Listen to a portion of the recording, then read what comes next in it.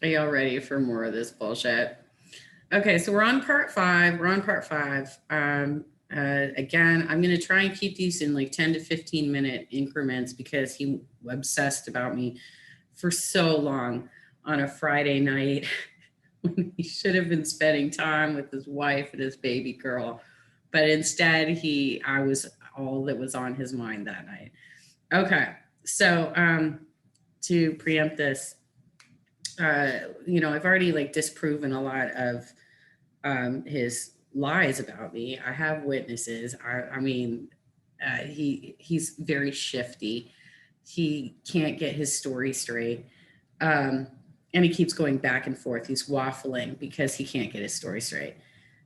One story I want to give you from the road. So when I flew out in to Iowa in 2018 to meet up with him and spend 2 weeks with him on the road, one of the first things that we did, he was actually late picking me up at the airport because he went to go try and catch JD Schulten at an event. But he's always late because he's a flake. He shows up to everything late, right? So he barely got to meet JD Schulten, who was running for Congress, and just caught him on his way out. And then he was late picking me up from the airport. We went to go stay with an activist who had been at Standing Rock. She had the FBI surveilling her for a long time. I don't think she was under surveillance at the time that we stayed with her, but we ended up going to the Democratic Party headquarters office that was local to her area and talked to a staffer from I don't know if it was a Democratic Party staffer or if it was a staffer actually on JD Schulten's campaign. And he told Don Ford told this woman that he was part of Bernie Sanders' advance team. He's been putting forward that lie for several years, and he keeps referring back to that he's part of Friends of Bernie Sanders. And he says it has something to do with the volunteer work that he did in 2016, where he says that he was like the California state coordinator or some such bullshit. I cannot verify one way or the other what may or may not be true about what he did in 2016, except that almost everybody I have met in politics say that he just popped up on the scene and nobody had heard of him before. So I really don't know what the truth is, but I can tell you that in that moment, he was fucking lying because he was absolutely not employed by the Sanders campaign. Not the state Senate not his Senate U.S. Senate campaign, and this was long before he announced that he was running for president in 2020. So yes, he comes up with these bizarre stories. All right, so let's see how else he trashed me on this video, shall we? All right, here goes. I've got the share screen going. I'm going to maximize his window and let's turn it on.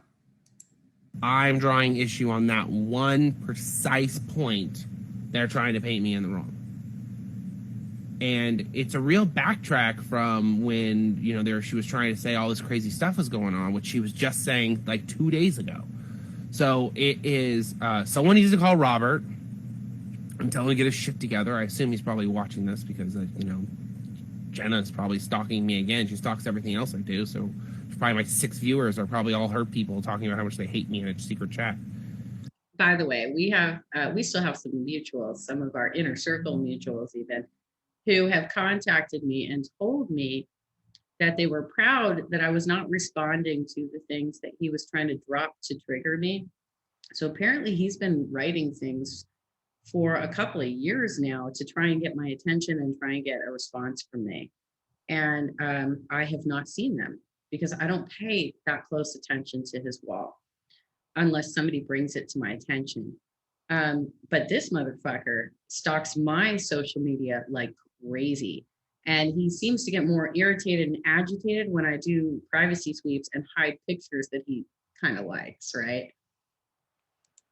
But this is the reality of what's going on, and this is a truly toxic environment. This is a toxic environment this person is creating. I do not want to be a part of it. I don't want my daughter to be a part of it. I don't want my wife to be a part of it. My wife is well aware of what she's saying and what's going on. She is well aware of the whole situation. She has met her. Jenna wrote an article about her. So I have not written an article about you, Lee. I wrote an article about Don. You happen to get mentioned in that article. This is around the same time that he wanted me to platform you on Undercovered Magazine and give you like a segment. And he was constantly trying to get all of these women to actually lift up his wife too. And we're like, she has nothing to do with politics. No, we're not going to do this for you. But secondly, when they had their baby in March, I started getting contacted and told that everybody was worried and concerned that they actually either did not have a baby or that there was something very seriously wrong with that baby because he oddly was still on social media talking about politics and getting into fights with people and stuff rather than celebrating the birth of his daughter. And so I got a phone call. I got several communications about this actually. And so I did a live stream talking about, look, I don't, I believe that you had a baby, but I think that, as a strategist of the movement, somebody who's supposedly so good at messaging, you should be glorifying this moment so that you're humanized. I did a live stream about this. Within 30 minutes, both he and his wife started posting baby pictures. Don't tell me this guy isn't stalking my social media, you guys. There's no confusion on what is happening here. So someone needs to tell Robert to back the fuck up. Someone needs to tell Jenna to stop saying my name forever. And oh, fuck no. You claim you are the father of the fucking movement. I am part of the progressive movement too. If you're going to make that claim, then yes, you are open to criticism. And yes, I will say your fucking name. And as soon as that person comes back to me and is like, she's going to stop saying your name, I'm going to take down my post. And then we never have to speak to each other or about each other ever again. You can literally leave it up as long as possible. Nobody fucking believes the word you say anymore because you are so ridiculous.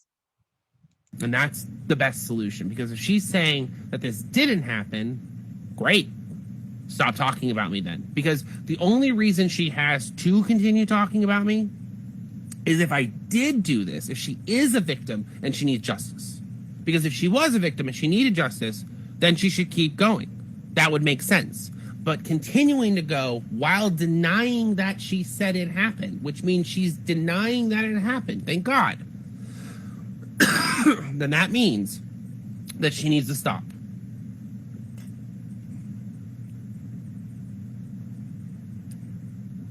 There's no way about this. There's no right angle where she gets to go, no, I should be able to continue bothering him. Because why is she telling people on Twitter that and I honestly, I'll be real with you, I can't actually see what she's saying. I can only see how people are reacting to it and then what they say to me.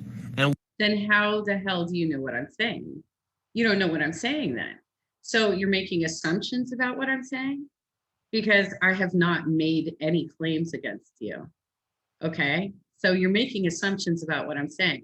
Or you're lying right now and you are actually reading what I'm writing and completely misconstruing what I'm writing, because I have not made any claims against you. And you're just spinning it. Not surprising. You do this shit all the time. And what they're saying to me is that she just told them that I'm a sexual predator. That is 2 people. I lost 2 followers, and luckily I put a cap on that because I kind of like blew it all up. Actually, I think what happened, there was one person who we had, I think, mutually in some thread where I couldn't see what he was writing, but I go incognito too, as does Don. He's a fucking liar. And one of the people who was engaged in this conversation made the claim that Don sexually harasses women online. I did not comment on that because I don't know who he's referring to. I don't know. This particular Twitter user said that there's another woman that Don has sexually harassed online. I don't know who he's referring to. I'm unfamiliar with this situation, but Don is assigning it to me, just like Carrie Barber assigned Don's false accusation against Rome for being a child abuser. She assigned that to Jeff Campbell and to Joyful Noise, even though neither of those people actually said what Don said. Don made up that ridiculous accusation against Rome. But Carrie started assigning it to other people. That's exactly what Don's doing right now. Is he read something from somebody else and assumed it came from me. I have nothing to do with it. Same as whatever Robert told you in private message, Don. I did not write that for him. I was not involved in that conversation. And when he told me about it, I said, I don't want to be a part of that. So stop assuming that everybody's fucking working together. We're adults, okay? And we all make our own decisions about how we want to communicate with people. Like, this whole thing is totally in crazy territory, and I really don't even like using the word crazy. Like, this is what pisses me off too about saying that I sexually harass women online. I don't even like saying the word crazy if I can avoid it, because I don't want to diminish the needs of mental health. No, you know what he also apparently wrote recently that he doesn't like using the word bitch. No, his preferred word is cunt, which I find highly offensive. Highly offensive. And I actually asked him to stop saying it in front of me. And he said, but I'm Australian. I'm allowed to say it. I won't use profanity aimed at women online at all. I mean, maybe in my personal life when I'm really upset, I won't lie. I mean, that was probably the thing I learned with Lily when I was on the road. I was talking about at the beginning of this stream, was like, I really could have had better, more progressive language when I was with her. And I feel like I walked away from that experience wanting that. And that was her positive effect on me. So that was really good. And I feel like that. He was dropping the C word to me 8 months after their road trip. He's full of shit. I was, you know, I feel like I was a better person for the trip. I don't feel like she felt like her bank account was in a better place after the trip, but I promise I'll get you back, Lily. I promise. Mm-hmm. So, 2.5 years later.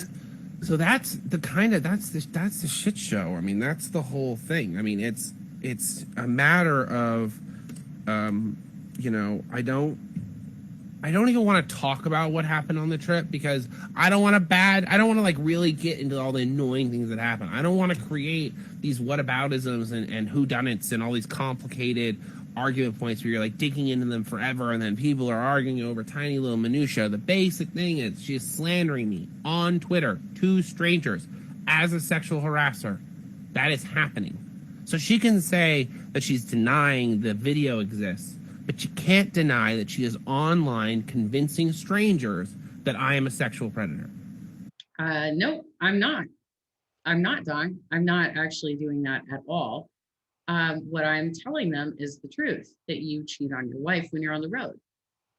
And the comparison I made that may have been misinterpreted to you was that you are very similar to Jordan Sheridan. And perhaps that's where this comes from, is because Jordan Sheridan actually had claims against him, right?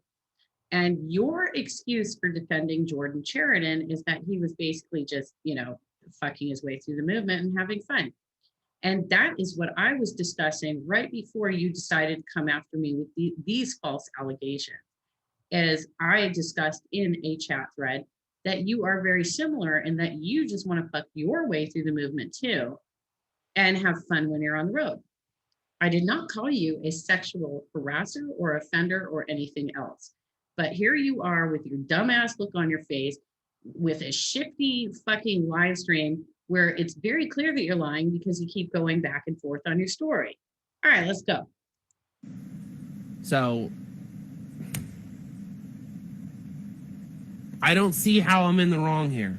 Like, I don't see how like there's any way you look at this where I've been relatively cool-headed. I have been trying. I mean, I have snapped at her. I mean, I shouldn't say I've been relatively cool-headed, because I have. I've blown up on her numerous times, which is another thing. If I'm blowing up on her, why is she still talking to me? Usually when I blow up on people, they stop talking to me. That's kind of like the point, right? You're burning the bridge. I'm like, fuck off.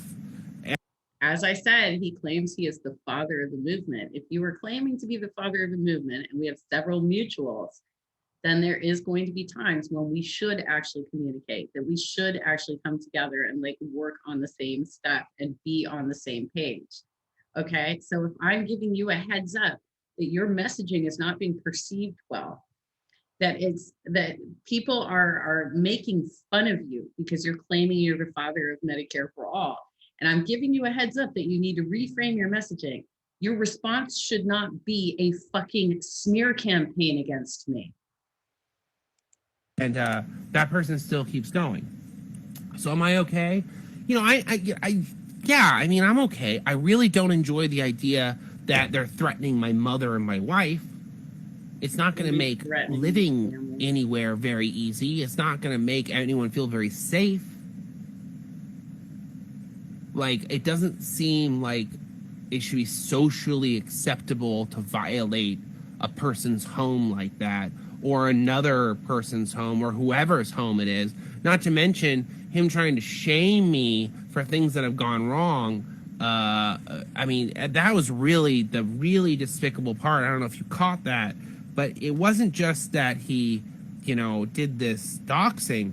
He also mocked all these individual little ideas, all these things. And then here's the other thing.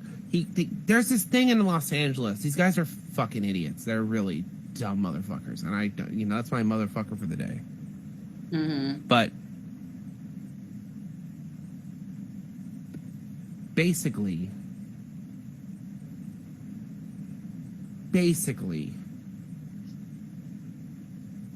there are all these people in LA that believe this ridiculous lie that I lie to people.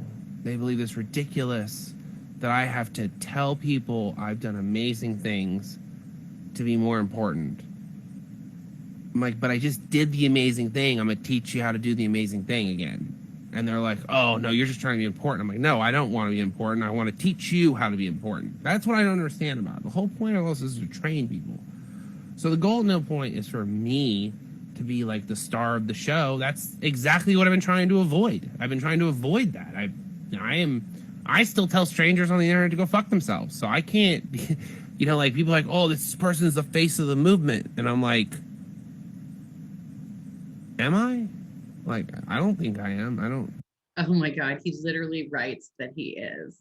Go look at his Twitter account. He is constantly talking about how he was responsible for the current version of Medicare for All. He says he's the strategist of the movement. This dude is so, and look at how much he's struggling right now to continue talking. He wanted this to be an hour long. He wanted it to be over an hour long. He literally wanted to do over an hour long segment on me, his ex-lover, literally coming after an ex-lover for over an hour while simultaneously drafting his wife to comment on it. This is some amazing bullshit. I think like brains. I'll go with brains. I'll go with, I'm definitely on the I think a lot for the movement. I think a lot and engage a lot of people and get a lot of people going. But I wouldn't say Bernie's the face of the movement, right? Like Bernie's the face of the movement. We all try to live up to what Bernie has done. So, people just say these things and they're totally missing the point of their own power. They're totally missing the point that I'm trying to lift them up. I'm trying to be like, hey, I'll teach you how to do it. It's like 3 steps. And they just are like, no, you're a liar. Burn the heretic. And you're like, no, I'm serious. This is totally real shit. And they're like, no. That can't be real. Like, do you know how many people I get that are like, I would say 1 in 10 people believe the stuff I said is real. And I admit I say some big stuff. Now, you guys know I did the grassroots strategy for the National Party delegates in 2016. Like, a lot of people know that. I was before the live streaming. I did it with a couple of people who have also turned on me over the years, but they were smart enough not to write a Medium article about it. We did that. I was even holed up in a hotel room for a good chunk of it when I was working for Rocky de la Fuente in Florida. That's where all of it went down, was in Florida. So, because Debbie Wasserman Schultz was in charge of everything, so all this stuff was built around Florida.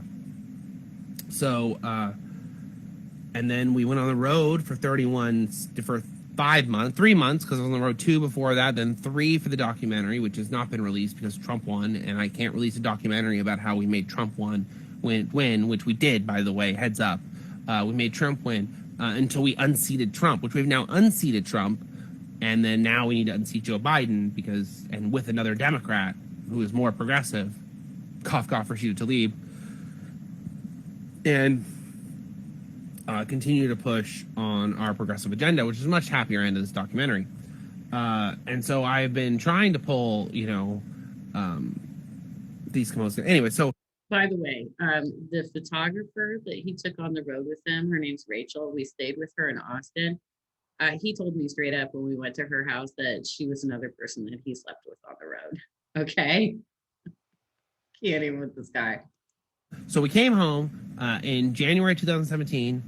Trump's healthcare was failing. We had 562 in California, and I did a bunch of live streams that ended up starting the current version of the Medicare for All movement. Over a couple of weeks, I spent teaching all the people how to reach out into state groups and get it started at a state level. And everybody was like, Don, that's crazy. That's never going to work. Even though it's precisely the same strategy that we use for both the delegates and the superdelegate reform, which, by the way, on top of that, I went on to negotiate the superdelegate reform going to DNC meetings for 3 years, two years, okay? And then I hijacked the live stream in order to negotiate and fight with the Rules and Bylaws Committee and even have emails between me and, not emails, they're messages between me. I do have those screenshotted because that was hot when it happened. Okay, so let's talk about that for a second. So he claims that he negotiated the unity reforms in the live stream of Selena Vickers' live streams. That while he was he was dropping suggestions into the comments of her live stream, that other DNC members saw those comments and took them and acted on them. I don't know if this is true or not, because the only person who claims to have seen this, and he says that Selena Vickers was actually deleting the comments and removing them, right? The only person who claims to have seen this is Carrie Barber. And so when I was writing our appeal to our revolution to try and establish that Dawn does actually do work and that this event happened, I reached out to Carrie Barber and asked her if she would write a statement verifying that this actually happened. And she told me that she didn't actually remember if it happened or not. So yeah, both Dawn and Carrie are full of fucking shit, you guys. Where he actually went back and changed something after they voted on it because they broke something that would have made it ineffective. And they realized their mistake after the fact, and they actually changed it back.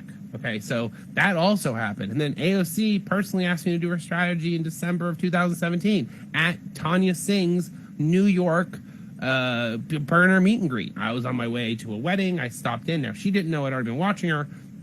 And I basically made the stop in to find her. But Tanya brought her to me, made it very easy. She asked me to produce a strategy. She gave me her card. I delivered that strategy in March of 2017. Okay, that was right around the same time I got the superdelegate reform done, where I was in Chicago, where we got the vote finished, live streaming from all of there, and then the whole Gillum primary thing. Now that is when all these smear campaigns kicked up, right? All these. Wait, let's jump back to the AOC story for a second. So Alexandria Ocasio-Cortez. The story that I've heard from Inner Circle Mutuals is that Alexandria actually wanted to meet with Lily Starling. And this is why the video that he shows is actually Lily talking to Alex, not Dawn talking to Alex. Dawn is like hanging out in the background. Now, Dawn has spun this and said that he was trying to lift up women by staying in the background. But from what I was told, that Alex actually wanted to meet with Lily, and Dawn co-opted that opportunity to make it all about him. This has happened to me as well. When we were at the KDEM San Francisco convention, we met with Alan Minsky. Alan Minsky wanted to meet with me because he had heard about me being an organizer in Orange County, and they wanted to expand their chapters.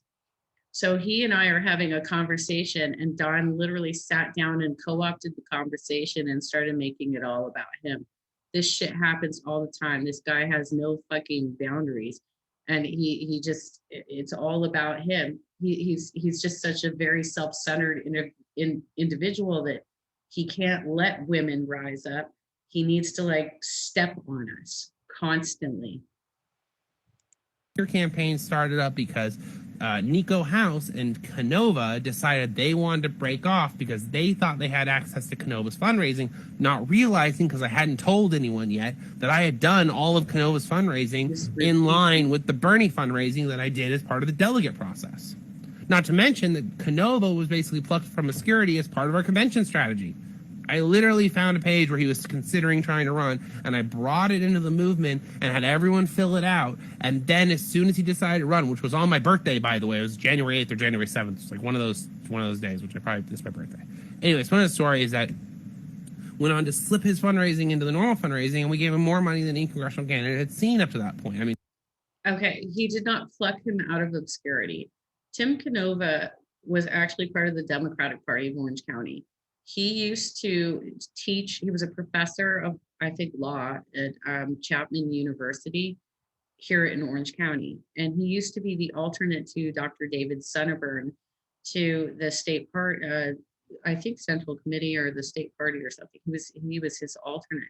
So he actually has roots in Orange County, and he has connections to LA. So he already had like a support network, which is what he used to get his national fundraising. Because I think most of the money that Tim Canova probably got came from outside of his district, which is why he couldn't get elected. Because if you don't have the support within your own district, you're not going to get elected, right? But he was drafting off of this entire conspiracy theory network throughout the country to raise money, which is why he went with conspiracy theory. And Brandon here, Don, was such an easy target for him.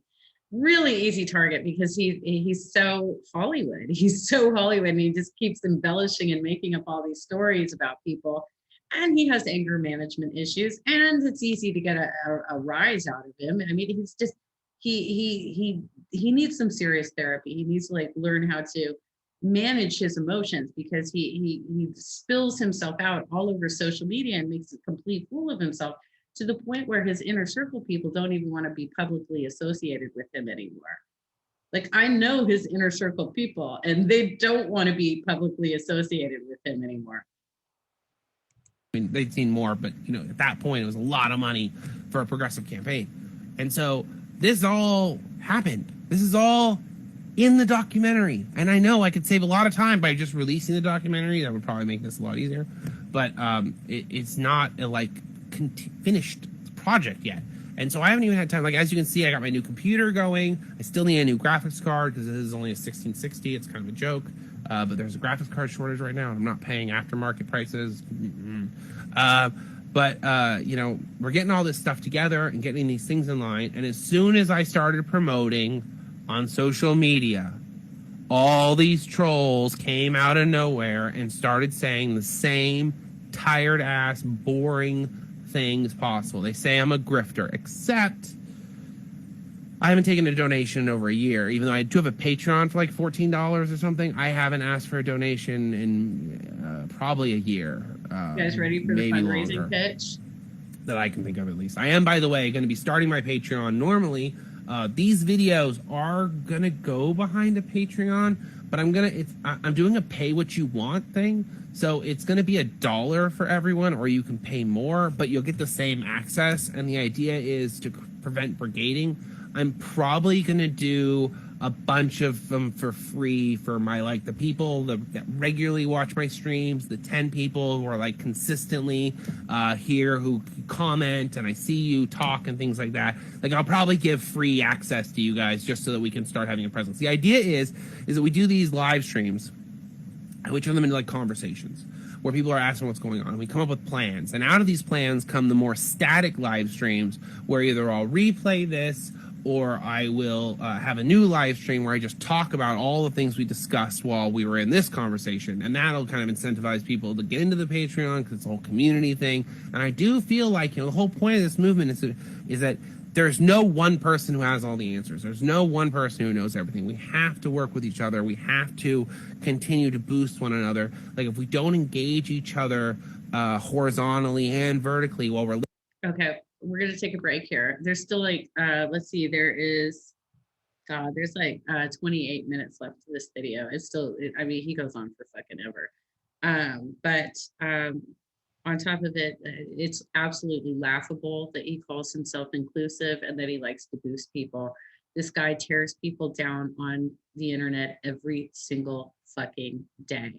I'm not the only person he tears down. You all know this. He does it every single day, tears people down. So I'll stop screen share here. All right, so this will be part 5. There's still another half hour to this fucking video that he spent so much time trashing an ex-lover on a Friday night while he is married with an infant baby. That's literally what we're talking about right now.